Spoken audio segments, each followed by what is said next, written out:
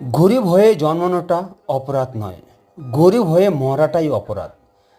তা বর্তমানে যারা যে সমস্ত গরিব ছেলেমেয়েরা একদম ভবঘুরের মতো ঘুরে বেড়াচ্ছ, মাথা খারাপ হয়ে গেছে, কাজ পাচ্ছ না, পুঁজি নেই, কোনো ছোটোখাটো ব্যবসা করতে পারছো না, টোটো অটো ভ্যান কিছুই কিনতে পারছো না, দিশেহারা, আমি মনে করি আমি মনে করি তোমরা এই বর্তমানে ডিজিটাল যুগে ডিজিটাল বিজনেস করো, বেঁচে যাবে।